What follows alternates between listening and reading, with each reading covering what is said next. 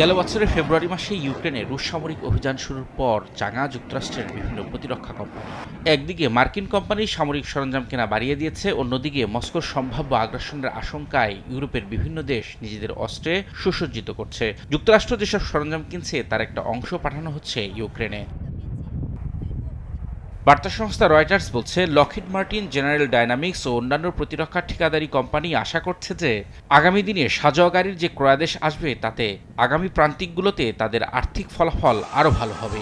ইউক্রেনে সরাসরি অস্ত্র সরঞ্জাম পাঠানো অথবা মার্কিন অস্ত্রের ঘাটতি পূরণ করার লক্ষ্যে দেওয়া ক্রয়াদেশের চুক্তি গত বছরে সই করা হয়েছে। ফলে বড় বড় প্রতিরক্ষা কোম্পানির জন্য অর্থ আসতে শুরু করেছে।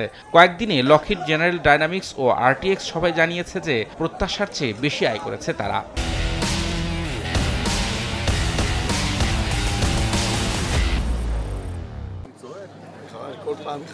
বড় বড় প্রতিরক্ষা কোম্পানির নির্বাহীরা আশা করছেন যে ইউক্রেনের যুদ্ধ ও হামাসের সঙ্গে ইসরায়েলের সংঘাত অদূর ভবিষ্যতে অস্ত্রের চাহিদা আরও বাড়াবে। ইউক্রেনে 2022 সালে রুশ হামলা শুরুর পর $300 কোটি বেশি ক্রয়াদেশ পেয়েছে আরটিএক্স। মার্কিন প্রেসিডেন্ট জো বাইডেন গত 20 অক্টোবর $10,600 কোটি নতুন তহবিলের চাহিদা জানিয়েছেন। এই অর্থ দিয়ে যে অস্ত্র কেনা হবে তা যাবে ইউক্রেন, ইসরায়েল ও প্রশান্ত ও ভারত মহাসাগরীয় অঞ্চল ও সীমান্ত এলাকায় প্রতিরক্ষা জোরদারের কাজে।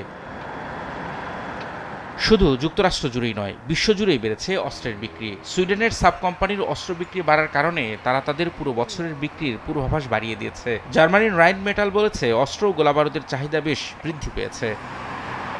রবিউল ইসলাম আওলাদ, সময় সংবাদ।